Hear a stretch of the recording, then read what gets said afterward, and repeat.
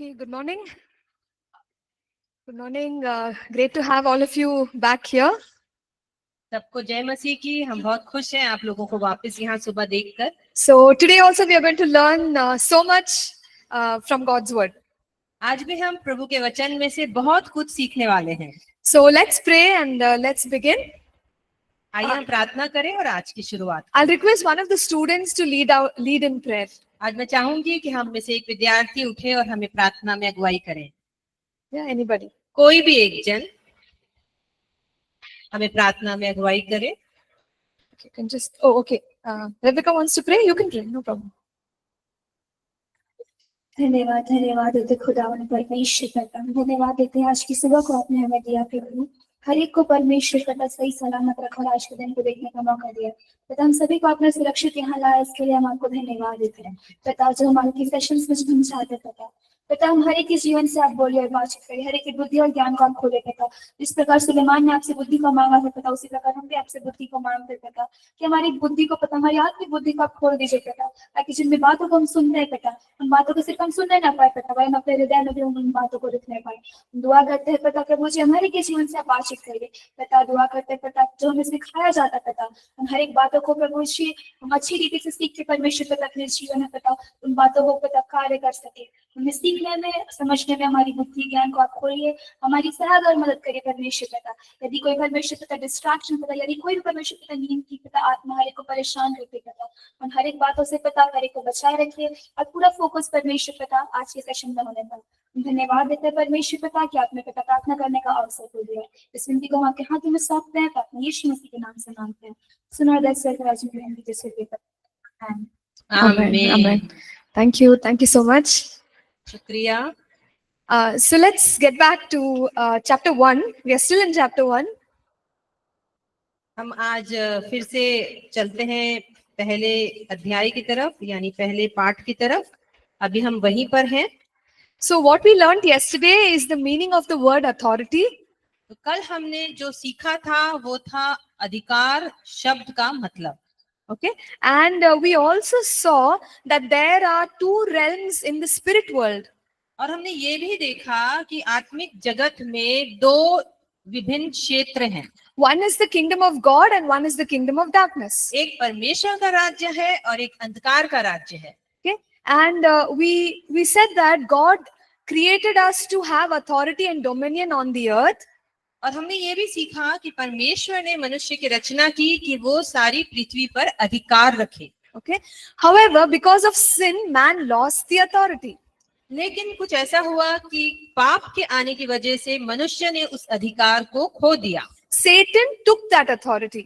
और शैतान ने वो अधिकार मनुष्य से छीन लिया।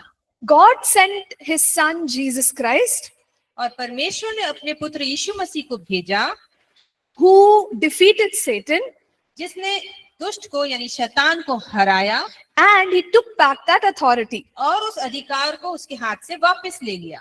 This authority is now given to the believers. और वो अधिकार अब किसे मिल गया है? सभी विश्वासियों को। Okay, so today let's try and understand the meaning of the word power and the meaning of the word authority. तो आज जो हम सीखने वाले हैं वो इन दो शब्दों का, सामर्थ और अधिकार का मतलब क्या है, इन दो शब्दों पर हम मनन करेंगे। So let's read one verse, Matthew chapter 10 and verse 1. और आइए हम पहला पद पढ़ेंगे, वो मत्ती के 10वें अध्याय और उसकी पहली आयत है या पहला पद है। We are doing this on the basis of the English language. और हम जो कुछ भी कर रहे हैं उसका आधार अंग्रेजी माध्यम के वचन से हम कर रहे हैं, यानी अंग्रेजी बाइबल में से पढ़कर कर रहे हैं। But maybe in Hindi it's a little bit different. हो सकता है कि आपकी हिंदी की बाइबल में ये थोड़ा सा फर्क हो। So can somebody read in English Matthew 10 verse 1? क्या कोई अंग्रेजी में मत्ती 10 अध्याय उसका पहला पद पढ़ सकता है? And he called to him his 12 disciples and gave them authority over unclean spirits to cast them out and to heal every disease and every affliction. Okay, so here in Matthew chapter 10 verse 1, the word that Rebecca read from, it says he gave them authority. और जो अभी हमने पद पढ़ा मत्ती 10वें अध्याय उसके पहले पद में, वहां पर इस प्रकार से लिखा हुआ है कि यीशु ने अपने चेलों को अधिकार दिया। Which version is that? ESV. Okay. So can anybody read from NKJV? किसी के पास अगर NKJV वर्जन है तो वो उसमें से अंग्रेजी में इस आयत को Okay, पढ़े। I think here we have the mic. If it is it okay, he'll read it. Go ahead, read it. And when he had called his 12 disciples to him, he gave them power over unclean spirits to cast them out and to heal all kinds of sickness and all kinds of disease. Okay. So did you notice in one version it is the word authority, in another version it is the word power. आपने ध्यान दिया कि एक version में जो English का word है वो अथॉरिटी यूज हुआ है, वहीं पे दूसरे वर्जन में जो वचन यूज हुआ है, वर्ड यूज हुआ है, वो है power. Okay. So even though we have these two separate English words, remember what we did yesterday? We have to go to the root language, root word. हालांकि हम देख रहे हैं कि दोनों में अलग अलग शब्द है, इसलिए हमको कहाँ जाना पड़ेगा? मूल भाषा में ये समझना पड़ेगा कि मूल भाषा में ये शब्द क्या लिखा हुआ है। So this word in the Greek language is exousia. यूनानी भाषा में यानी मूल भाषा में जो शब्द लिखा गया है वो है एक्सूसिया। So that we have to understand the original meaning of the word exousia. तो हमें इसका जो मूल शब्द है उसको समझना पड़ेगा, जो शब्द है एक्सूसिया। Okay. एक्सूसिया। Yeah. So this word means authority. इस शब्द का मतलब है अधिकार, विशेष अधिकार। So what, how do we understand this authority? हम इस शब्द को यानी इस अधिकार के शब्द को कैसे समझेंगे? We can understand it as a right or a privilege.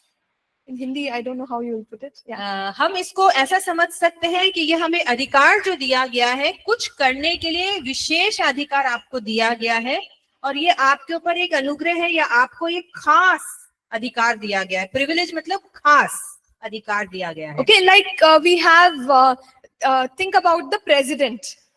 जैसे कि हम अपने देश के राष्ट्रपति के विषय में बात करें तो They have a particular authority. उनके पास एक खास विशेष अधिकार है। So they can do some things that other leaders cannot. और वो कुछ बातें ऐसी कर सकते हैं जो अन्य अधिकारी नहीं कर सकते हैं, अन्य ऊंचे पद वाले लोग भी नहीं कर सकते। Think about the prime minister. अब हम बात करेंगे अपने प्रधानमंत्री की। He has certain rights that nobody else has. उनके पास जो खास विशेष अधिकार है वो औरों के पास नहीं है। Okay, so this is somewhat the meaning of this word authority that we must recognize. और यही इस शब्द अथॉरिटी को यानी अधिकार को यहाँ पर दर्शाता है कि हमारे पास कुछ ऐसे विशेष अधिकार हैं जो औरों के पास नहीं है। So now we saw one word, the word power is actually from the root word exousia. It means authority. Okay, everybody understood? Yeah? तो अगर हम यहाँ पर देखें जो सामर्थ शब्द है यानी पावर शब्द है, अगर उसको हम देखें तो वो लिखा हुआ एक्सूसिया और उसका एक्चुअली मीनिंग है अथॉरिटी यानी विशेष अधिकार। Okay, so now let's read from Luke chapter 4 and verse 14. आइए हम पढ़ेंगे लूका अध्याय 4 और उसकी 14वीं आयत या पद, 14वां पद।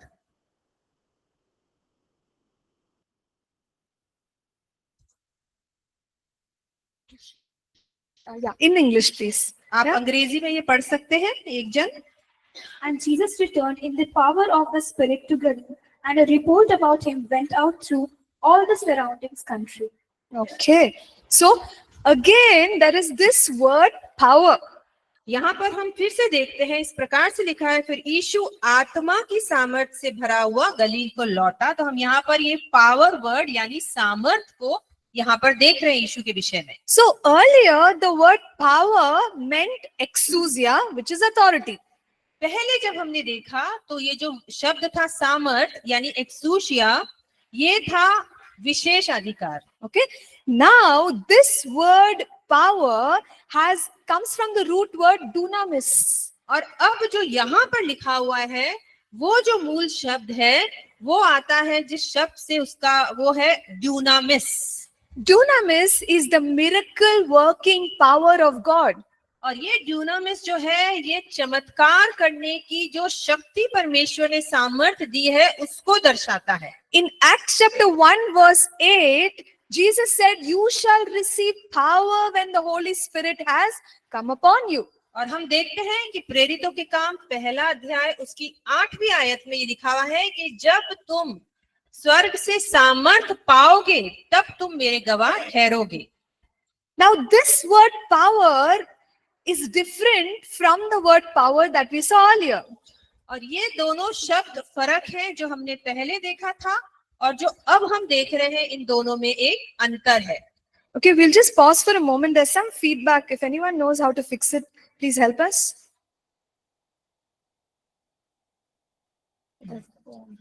So we'll just wait for.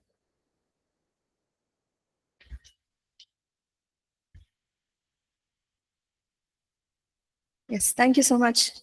धन्यवाद। So this word dunamis is the miracle working power of God.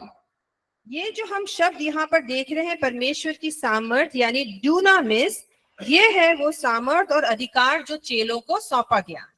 Now let's read Luke chapter 10 and verse 19. और अब हम पढ़ेंगे लूका 10वां अध्याय और उसकी 19वीं आयत। कोई भी एक जन अंग्रेजी में इसे पढ़ सकते हैं। Behold, I give you the authority to trample on serpents and scorpions and over all the power of the enemy, and nothing shall by any means hurt you. Okay. Notice Jesus gave his disciples what? Two things. Power and authority. यीशु मसीह ने अपने चेलों को दो चीजें दी और वो है सामर्थ और अधिकार। So this is the authority to crush serpents, scorpions. It represents the demonic world. और ये जो अधिकार परमेश्वर यीशु मसीह ने दिया वह था सांपों और बिच्छुओं को रौंदने का, और ये उस आत्मिक जगत के विषय में हमें बताता है। And it also says power over all the power of the enemy. और यहाँ पे लिखा हुआ है कि शत्रु की सारी सामर्थ पर भी उसको अधिकार दिया। So no matter what ability Satan and his demons have, we have been given greater authority, greater power. चाहे शैतान के पास कितना भी सामर्थ और अधिकार हो, लेकिन विश्वासियों के पास उससे अधिक सामर्थ और उससे अधिक अधिकार दिए गए हैं। So see, even Satan can do supernatural things.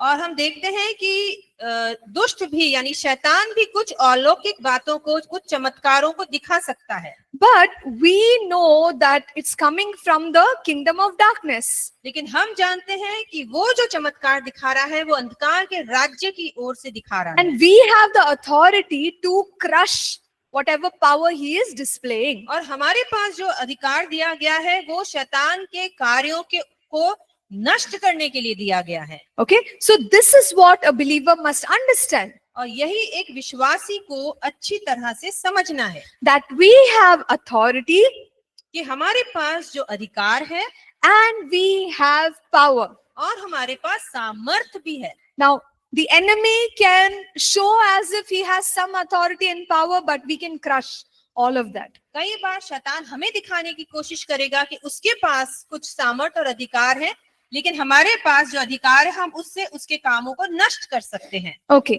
so now let's move on to chapter 2. तो आइए अब हम अध्याय 2 की तरफ जाएंगे।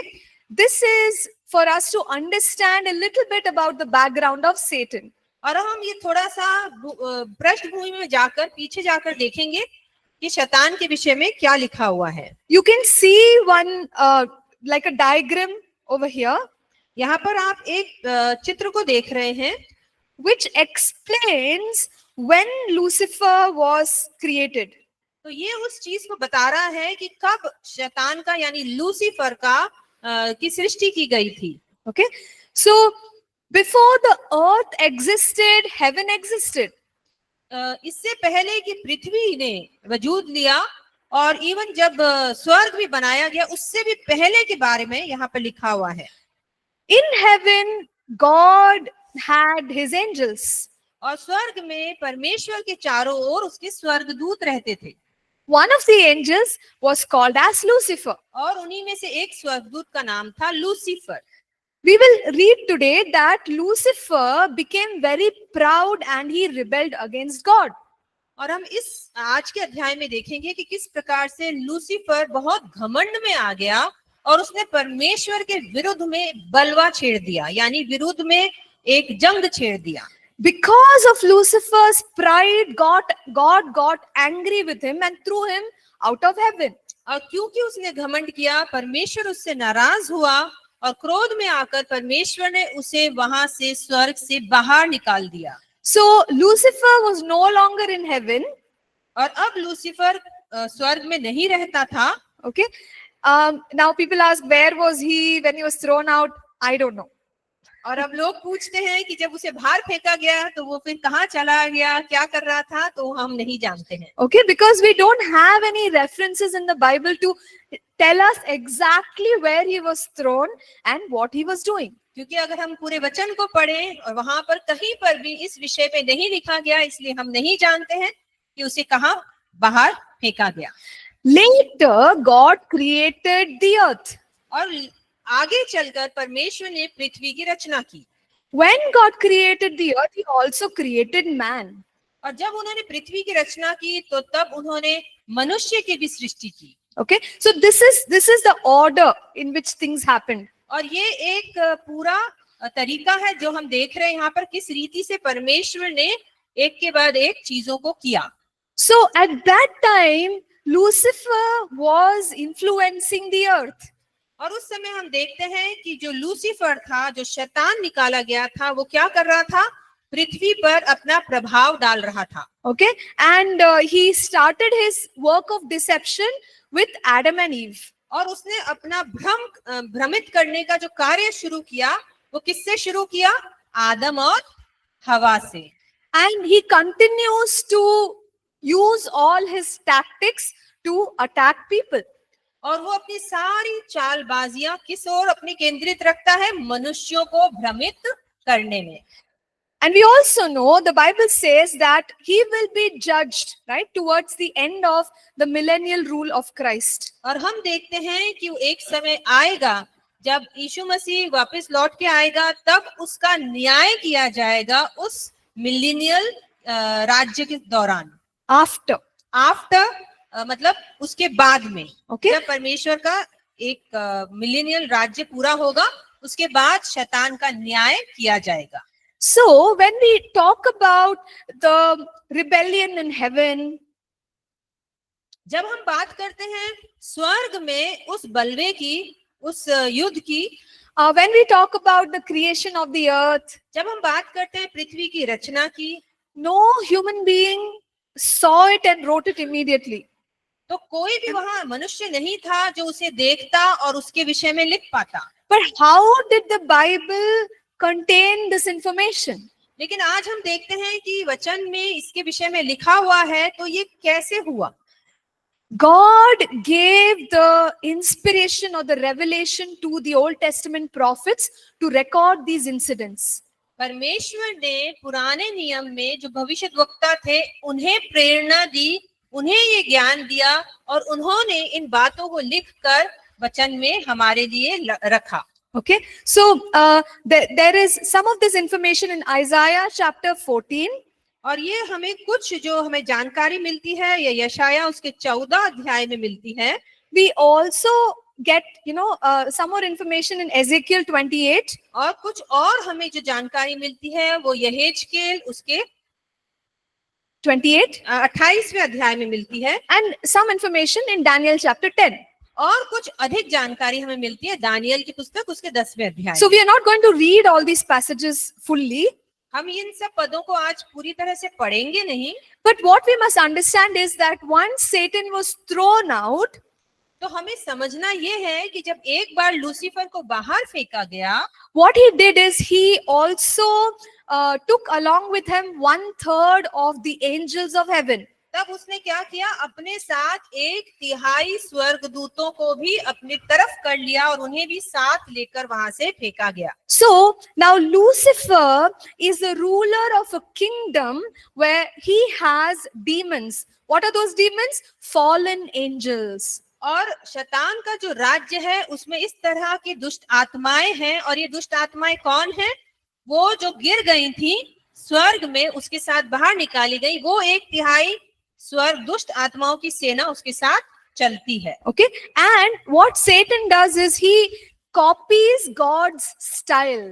और वो क्या करता है, वो परमेश्वर के तरीकों का नकल करता है। So the kingdom of Satan may look similar to the kingdom of God in its hierarchy.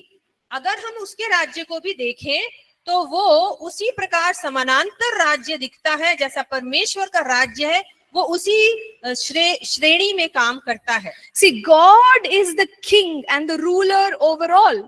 और हम जानते हैं कि परमेश्वर जो है वो क्या है, राजा है और सभी के ऊपर प्रधान है। And under God is man, you have the angels, other heavenly hosts and so on. और परमेश्वर के राज्य में अगर हम देखें तो सबसे पहले उन्होंने स्वर्गदूतों को, फिर उसके बाद मनुष्यों को और अन्य सृष्टि को बनाया। So not in that order, I'm just saying that they all exist. वो सब वहां पर रहते हैं, ये कोई ऑर्डर में नहीं है, लेकिन वो सब उसकी परमेश्वर के राज्य के अंदर बनाए गए। So in the same way, Lucifer has a kingdom where he has, they are called rulers. They also have certain responsibilities and, roles. उसी प्रकार से शैतान ने जो समानांतर राज्य बनाया है उसमें उसने भी क्या किया है, अपने लिए प्रधान रखे हैं और उन्हीं दुष्ट आत्माओं की सेना है, उन्हीं को उसने इस तरह से बनाया है। And what he does is he will duplicate a kingdom on earth and have a representative for that kingdom. और उसने भी क्या किया है कि उस राज्य में उसने भी अपने सेना में से प्रधानों को बनाया है और उसने भी उनको उस राज्य पर, उस क्षेत्रों पर अधिकार दिया है। Like in Isaiah 14, we see that Lucifer is the representative for the kingdom of Babylon. और जब हम यशाया 14वां अध्याय देखते हैं, वहां पर हम देखते हैं कि शैतान ने किस राज्य पर अपना अधिकार रखा, बेबीलोन के राज्य के ऊपर। So he is the king of Babylon in the demonic realm. और उस अंधकार के राज्य में वो कौन है, बेबीलोन के क्षेत्र का प्रधान है। So there was a kingdom called as Persia in those days. और तब हम वहां पर देखते हैं पर्शिया, यानी आई थिंक कुस्रू वर्ड है। Okay, so कुस्रू राज्य के ऊपर वो प्रधान है। okay, he has a demon over Persia, king of Persia. और वहां पर उसने एक दुष्ट आत्मा को रखा है प्रधान बनाकर कुस्रू पर, कुस्रू राज्य पर। He has a demonic representative over the kingdom of Greece. और वहां पर यूनानी क्षेत्र पर भी, यानी उस पूरे क्षेत्र पर भी उसने एक अधिकार रखने वाला प्रधान नियुक्त किया है। So like this, we notice that he will put some demon in charge to rule over that nation. और हम देखते हैं कि वो भी एक अपने दुष्ट आत्मा को, यानी एक दुष्ट को उन राज्यों पर अधिकार देकर प्रधानता में बिठाता है। Okay, so this is how he also tries to work. और वो भी इसी प्रकार से काम करने की कोशिश करता है। Now let's try and understand what was the ability or the capacity of Lucifer. तो अब हम ये समझने की कोशिश करेंगे कि शैतान के पास क्या क्या अधिकार है और उसके पास क्या क्या काम करने की शक्तियां हैं। So I want to request somebody to read from Ezekiel chapter 22 verses 12 to 16. आइए हम पढ़ेंगे यहेजकेल 22 उसकी 12 से लेकर 16 आयत तक। 28. 28 यहेजकेल 28 हाँ, yes, just one. 12 से लेकर Isaiah 28, 12 to 16. यशाया 28 Sorry, Ezekiel 28. Yeah. यहेजकेल 28 हे मनुष्य के संतान, सारे शेर के राजा के विषय में विलाप का गीत बनाकर उससे कह, परमेश्वर यहोवा यों कहता है, तू तो उत्तम से भी उत्तम है, तू बुद्धि से भरपूर और सर्वांग सुंदर है। तू परमेश्वर की अदन नामक बारी में था, तेरे पास आभूषण, मानी, पगड़ा, हीरा, फिरोजा, सुलेमानी मणि, यशब, नीलमणि, मरकत और लाल सब भती के मणि और सोने के पहरावे थे। तेरे डफ और बांसुलियां तुझी से बनाई गई थी। जिस दिन तू सिरजा गया था उस दिन वह भी तैयार की गई थी। तू छाने वाला अभिषेक का रूप था। मैंने तुझे ऐसा ठहराया कि तू परमेश्वर के पवित्र पर्वत पर रहता था। तू आग, सरीखे चमकने वाले मणियों के बीच चलता फिरता था। जिस दिन से तू सिरजा गया और जिस दिन तक तुझ में कुटिलता ना पाई गई, उस समय तक तू अपनी सारी चाल चलन में निर्दोष रहा। परंतु लेन देन की बहुतायत के कारण तू उपद्रव से भरकर पापी हो गया। इसी से मैंने तुझे अपवित्र जानकर परमेश्वर के पर्वत पर से उतारा, और हे छाने वाले करूब, मैंने तुझे आग से सरीखे चमकने वाले मणियों के बीच से नष्ट किया। Okay, you read till 18, right? 16. 16. You read only till 16. One second. Okay, fine. Yeah. So 17 also, can you just read? 17, 18 also. सुंदरता के कारण तेरा मन फूल उठा है और वैभव के कारण तेरी बुद्धि बिगड़ गई है। मैंने तुझे भूमि पर पटक दिया और राजाओं के सामने तुझे रखा कि वह तुझको देखे। तेरे अधर्म के कामों की बहुतायत से और तेरे लेन देन की कुटिलता से तेरे पवित्र स्थान अपवित्र हो गया। इसलिए मैंने तुझ में से ऐसी आग उत्पन्न की जिससे तू भस्म हुआ, और मैंने तुझे सब देखने वालों के सामने भूमि पर भस्म कर डाला है। Okay, thank you. So can one person read from English? Son of man, take up lamentation for the king of Tyre and say to him, Thus says the Lord, you are the seal of perfection, full of wisdom and perfect in beauty. You were in Eden, the garden of God. Every precious stone was your covering, the sardis, topaz, and diamond, beryl, onyx, and jasper, sapphire, turquoise, and emerald with gold. The workmanship of your trembles and peeps were prepared for you on the day you were created. You were the anointed cherub who covered, I established you. You were on the holy mountain of God. You walked back and forth in the midst of fairy stones. You were perfect in your way from the day you were created, till iniquity was found in you. By the abundance of your trading, you became filled with violence within.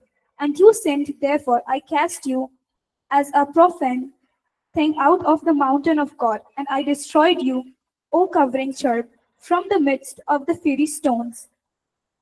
Yes, 17 and 18 also. Okay. Your heart was lifted up because of your beauty. You corrupted your wisdom for the sake of your splendor. I cast you to the ground. I laid you before kings that they might gaze at you.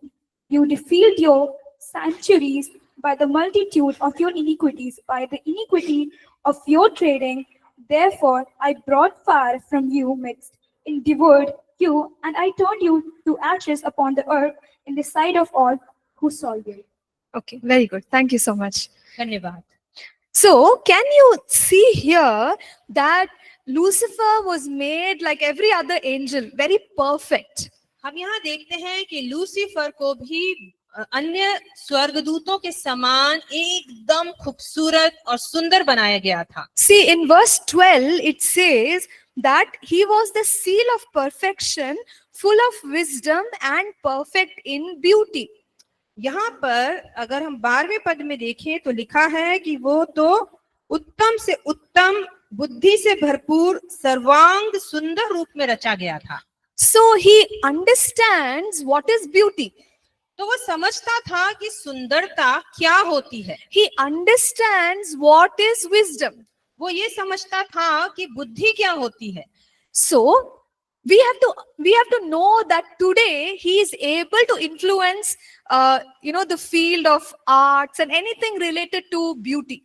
तो इससे हम इस बात का अंदाजा लगा सकते हैं कि वो आज भी पृथ्वी पर इन क्षेत्रों में जहां सुंदरता से रिलेटेड या सुंदरता से जुड़ी हुई बातें होती हैं, कला से जुड़ी हुई बातें होती हैं, नृत्य और अन्य संगीत से जुड़ी हुई बातें होती हैं, उन सब के विषय में वो समझता है और उन्हीं पर प्रभाव डालने की पूरी चेष्टा और कोशिश करता है, Because he knows how to defile it. और वो जानता है कि वो उसको कैसे भ्रष्ट कर सकता है। Look at this. He was full of wisdom. यहाँ लिखा है कि वो बुद्धि से भरपूर था। So today he can defile knowledge, understanding, wisdom, education.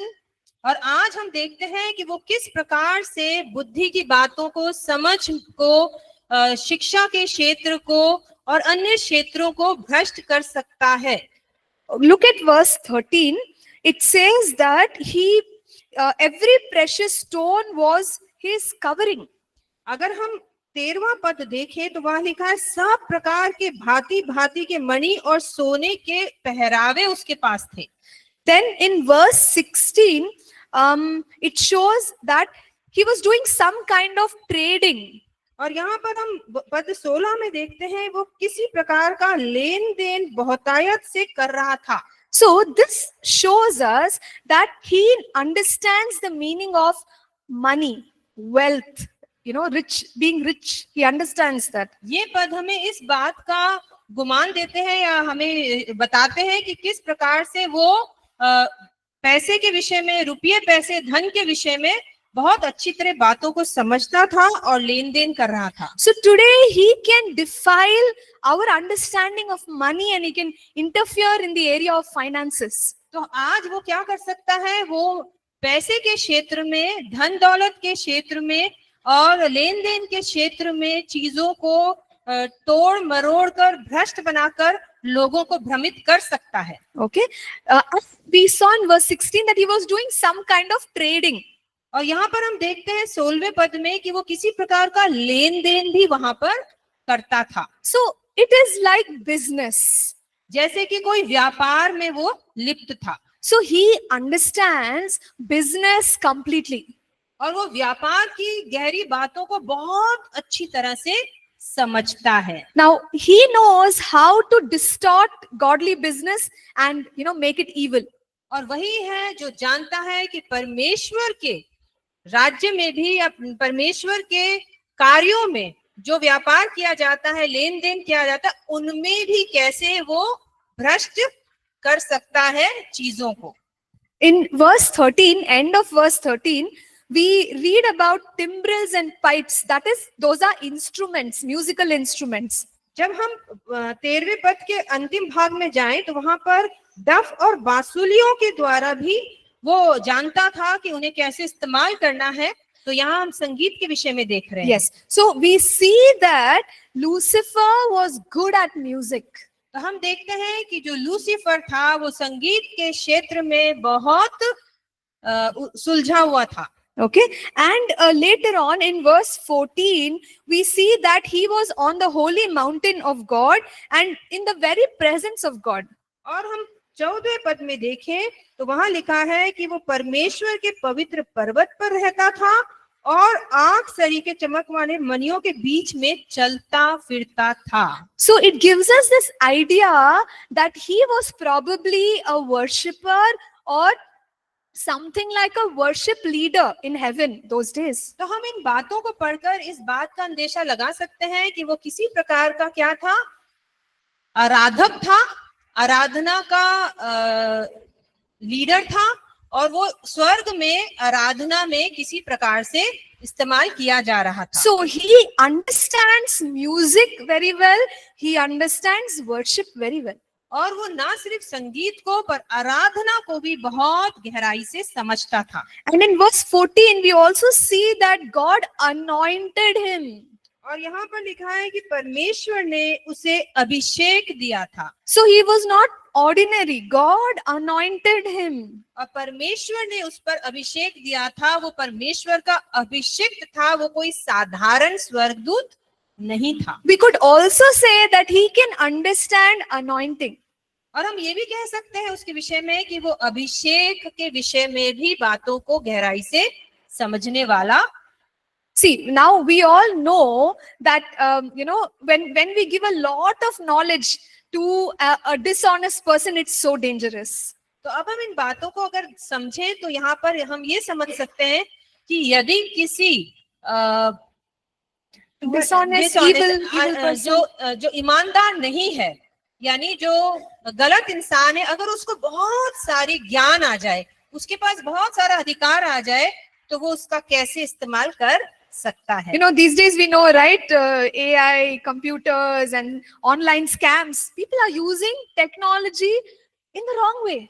तो आज के दिन में जब हम देख रहे हैं कि बहुत सारी चीजें हैं, जैसे कि AI, आर्टिफिशियल इंटेलिजेंस है, इंटरनेट है, और अलग अलग इंटरनेट के माध्यम से कितना कुछ मिलावट की जा रही है और कितना कुछ उसको गलत रीति से इस्तेमाल किया जा रहा है। So technology is not bad, but evil people are using it in a bad way. तो ये तकनीकी चीजें बुरी नहीं है, लेकिन जिस तरह से उनका इस्तेमाल किया जा रहा है उसमें हमें सचेत रहना है, उनमें बुराई पाई जाती है। It is very similar when we think about Satan. और ये काफी कुछ शैतान के तरीकों से मेलजोल खाता है। So he has wisdom, उसके पास बुद्धि है, he had beauty, उसके पास सुंदरता थी, he was very rich, वो बहुत धनी था, he was doing business, वो व्यापार में लिप्त था, he was anointed, वो अभिषेक से भरा हुआ था, he was worshipping God. वो आराधना कर रहा था परमेश्वर की। But now, with all that knowledge, he is trying to destroy these same, like abilities or these और areas. जो उसके पास ज्ञान और बुद्धि के भंडार थे, उन्हीं को इस्तेमाल करके उसने सब कुछ भ्रष्ट करने की कोशिश की, सब कुछ बिगाड़ने की भी कोशिश की। And in Isaiah chapter 14 and verse 12, और अगर हम यशाया उसके 14वें अध्याय में जाएं और उसकी 12वीं आयत को देखें, so there we see there is one line. It says, "You who weakened the nations." और यहाँ पर एक जो पद लिखा हुआ है, एक वाक्य लिखा हुआ है, वह लिखा है, तू जो जाति जाति को हरा देता था। So what does that mean? तो इसका मतलब क्या है? See, it is not easy to destroy a nation. तो ये कोई आसान काम नहीं है कि पूरे राज्य को तुम नष्ट कर दो। It helps us understand to some extent Satan knows about government and politics. तो हम इन बातों से ये अंदेशा लगा सकते हैं कि जो शैतान है वो थोड़ा थोड़ा या बहुत ज्यादा किन बातों को समझता है? राजनीति को समझता है और राज्य करने के पूरे सिस्टम को, यानी उनकी प्रणाली को समझता है। So that is why he can influence governments, politicians, and he can do whatever he wants to do. और इसीलिए वो क्या कर सकता है? जो राजनीतिज्ञ हैं उनको और पूरे राज्यों को प्रभावित कर सकता है। Okay, so this is how Satan is now trying to interfere in every area and destroy them. और इसीलिए हम देख रहे हैं कि वो किस प्रकार से हर एक क्षेत्र में दखल अंदाजी करके उन्हें बिगाड़ने की कोशिश कर रहा है। If he was obedient to God and worshipping God, nothing would have gone wrong. अगर उसने सिर्फ परमेश्वर की आज्ञा को माना होता और परमेश्वर के संग चलता रहता, तो यहाँ पर इतना कुछ भी बिगड़ने वाला नहीं होता। But see how Satan spoke. We will read from Isaiah 14. तो अब हम देखेंगे कि किस प्रकार से लूसीफर ने या शैतान ने बोला। So I will read verse 13, 14 and then you can Yes. answer.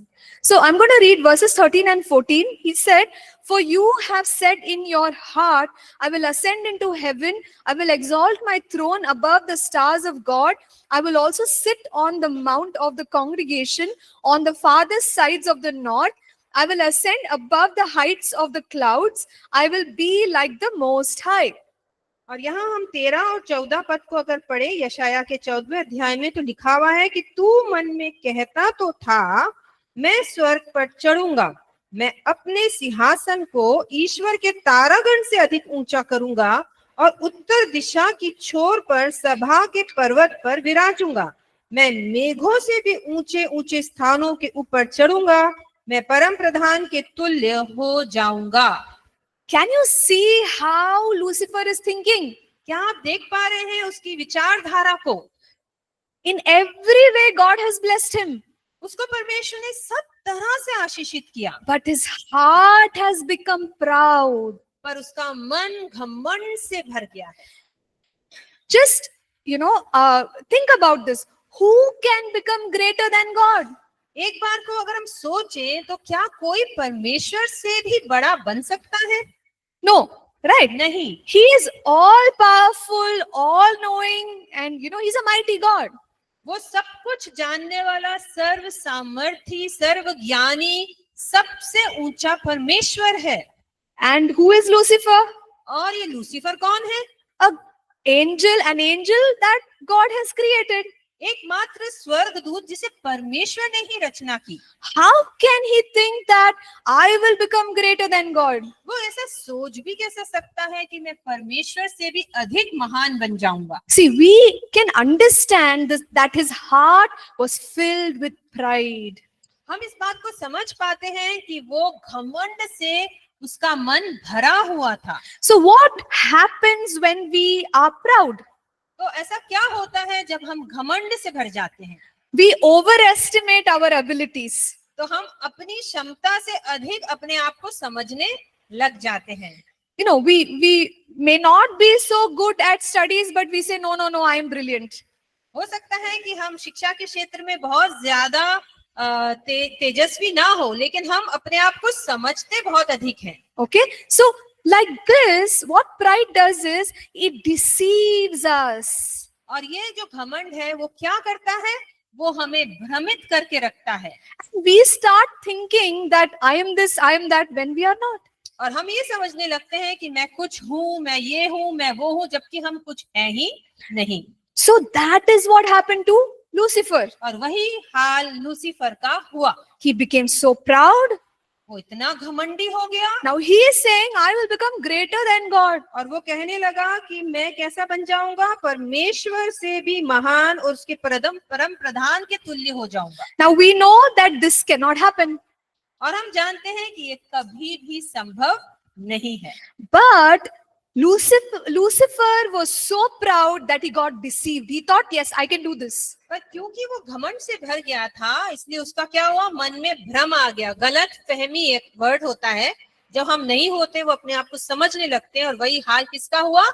Lucifer का। Now, did God create Lucifer to sin? क्या परमेश्वर ने लूसीफर की रचना इसलिए की थी कि वो पाप करे? No. Reason is, God made Lucifer perfect. बिल्कुल नहीं। लेकिन जो कार्य था, जिस कारण से परमेश्वर ने लूसीफर को रचा था, वो इसलिए था कि वो He was perfect. वो सिद्ध था, बहुत सुंदर था। God wanted him to continue like that. और परमेश्वर चाहता था कि वो उसी रीति में चलता रहे, उसी रूप में बना रहे। See, but he made a choice. यहाँ पर उसने एक चुनाव किया। In these verses, verse 13 and 14, see the language. It says, I will, I will, I will. अगर हम इन 13 और 14 पदों को ध्यान से पढ़ें, तो हम उसकी भाषा पर अगर ध्यान दें, तो वहां पर वो मैं हूं या मैं ये करूंगा, मैं को उसने बहुत ज्यादा इस्तेमाल किया है। See, when we say I will, जब हम ये कहते हैं मैं करूंगा, if one of you invite me to your house, अगर आप में से कोई हमें घर पर न्योता दे, and I say I will come or I will not come, तो मैं ये अगर जवाब दूं कि मैं आऊंगी या मैं नहीं आऊंगी, it is my choice, my decision. तो ये मेरा चुनाव है, ये मेरा निर्णय है। So whose decision was it to sin against God? तो ये किसका चुनाव था कि वो परमेश्वर के विरुद्ध में पाप करे? Lucifer. किसका डिसीजन था? किसका चुनाव था? सभी मुंह खोल के एक बार जोर से बोले। Okay, so just the way Adam and Eve had free will, angels also have free will. जिस प्रकार से आदम और हव्वा के पास एक स्वेच्छा थी, निर्णय लेने की शक्ति थी, वैसे ही स्वर्गदूतों के पास भी क्या थी? निर्णय लेने की शक्ति थी, चुनाव करने की शक्ति थी। So God does not control his creation. तो हम यहाँ क्या देखते हैं कि परमेश्वर अपनी सृष्टि को क्या करता है, ताबे नहीं रखता है, यानी कि उनको अपनी इच्छा जबरदस्ती करने की कोशिश नहीं करता है। It's a choice. वो हमारा चुनाव है। Lucifer chose to rebel against God. और यहाँ देखते हैं हम कि लूसीफर ने चुनाव किया कि वो परमेश्वर के विरोध में युद्ध करेगा, बलवा करेगा। So when he became like this, in Ezekiel 28 verse 17, we read earlier that all the good things that God gave him became corrupted. तो हम जब देखते हैं कि जिस प्रकार So when he rebelled against God, all the good things in him got corrupted. तो जब उसने ये सोचा कि मैं परमेश्वर के विरोध में बलवा करूंगा, तो उसके अंदर जितनी भी अच्छे गुण थे वो सब कैसे हो गए, भ्रष्ट हो गए। Then God got very angry. तो परमेश्वर बहुत क्रोधित हुआ। And in Revelation chapter 12 verses 1 to 17, और हम प्रकाशित वाक्य 12 उसकी 1 से 17 को देखें, over there John writes about the rebellion that happened in heaven. और वहां पर हम देखते हैं कि यूहन्ना जो इस पत्रिका लिखने वाला है, वो क्या लिख रहा है, जो स्वर्ग में बलवा हुआ, युद्ध हुआ, उसके विषय में वो यहाँ पर चर्चा कर रहा है। And he says in verse 4 that 1/3 of the angels rebelled with Lucifer against God. और यहाँ वो बता रहा है कि लूसीफर के साथ उसकी 1/3 सेना ने बलवा किया परमेश्वर के विरोध में। And there was a war in heaven, verse number 7 of Revelation 12. और उसके पद 7 में लिखा है कि स्वर्ग में एक बहुत बड़ा युद्ध हुआ, एक लड़ाई हुई। Okay, and verses 8 and 9 we see that God cast them out of heaven. और वहां लिखा हुआ है कि वे प्रबल न हुए और परमेश्वर ने उन्हें स्वर्ग से बाहर फेंक दिया। And we know even when Jesus said, he said, the ruler of this world will be cast out. और जैसा यीशु मसीह ने कहा था कि इस संसार के सरदार को हम बाहर जाते हुए बाहर निकाल देंगे। Okay, so even Jesus is saying that what is Satan doing now? Ruling the world. तो यीशु मसीह यहाँ क्या कह रहे हैं कि आज भी शैतान इस संसार पर अपना अधिकार चला रहा है। Okay, so what is Satan doing now? तो अभी शैतान क्या कर रहा है, Ruling the earth. संसार पर राज्य कर रहा है। The Bible also, calls him God of this world, not the real God, but like a ruler of this world. और वचन उसे क्या कहता है, संसार का सरदार भी कहता है, लेकिन वो जो परमेश्वर है वैसा नहीं, लेकिन संसार में एक राज्य करने वाला एक राजा, संसार का सरदार कहलाता है। And where is Satan now? और अभी लूसीफर कहाँ है? Lucifer, where is he? On the earth. वो पृथ्वी पर है अभी। Okay, so we all understood about Lucifer, how he came to the earth and all that. क्या अभी आपको समझ आया लूसीफर के बारे में कि वो कैसे पृथ्वी पर आया और आज कहाँ है और क्या कर रहा है? Okay, so we have a little bit time left, so I am going to open it out for questions. तो अभी हमारे पास कुछ समय बाकी है और हम इस समय में प्रश्न उत्तर के कार्य में जाएंगे। अगर आपके पास प्रश्न है तो आप पूछ सकते हैं।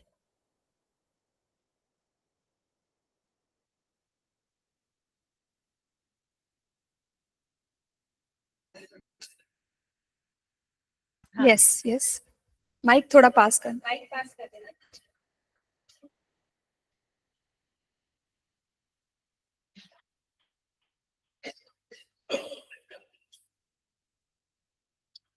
Ma'am, as we just read Revelation 12:7, Mike, I had a query about Revelation 12, verse 1. Now, a dragon sign appeared in heaven, a woman clothed with the sun, with the moon under her feet, and on her head garland of 12 stars. Then, being with child, she cried out in labor and in pain to give birth. Who is that woman? Yeah, so your question, please. Who is that woman? Okay. See, we will study more about this in the course, the end times. ये इस विषय के बारे में हम जो अगला course आ रहा है अंत दिनों के विषय में, उसमें हम इन बातों के विषय में सीखेंगे गहराई से। So who the woman here, because it says the woman fled later in verse 6, the woman fled into the wilderness where she has a place prepared by God that they should feed her there 1260 days. It is most likely the people of God during the time of tribulation. तो अगर हम पद 6 को पढ़े, 12 प्रकाशित वाक्य 12 अध्याय 6 में, तो वहां लिखा है वह स्त्री उस जंगल को भाग गई जहां परमेश्वर की ओर से उसके लिए एक जगह तैयार की गई थी कि वह 1260 दिन तक पाली जाए। तो अगर हम इसको समझने की कोशिश करें तो ये परमेश्वर के विश्वासी लोगों के विषय में लिखा गया है। And if you read verse 13, the point is that passage is interpreting itself. Okay. तो अगर हम 13वें पद को भी देखें तो हम ये देखेंगे कि ये पूरा जो पद है ये आप एक दूसरे को समझा रहा है। So here it says, dragon saw that he had been cast to the earth. Who is dragon? Satan. और जब हम यहाँ अजगर की बात देखते हैं तो वो अजगर कौन है? शैतान। Because he only was cast to the earth. क्योंकि वह उसी को पृथ्वी पर गिरा दिया गया था। And he is persecuting the woman. Who is the woman? It is the church. और Or the people of ये God. जो स्त्री है ये कौन है? ये कलीसिया है जिसे वो सता रहा है। Okay.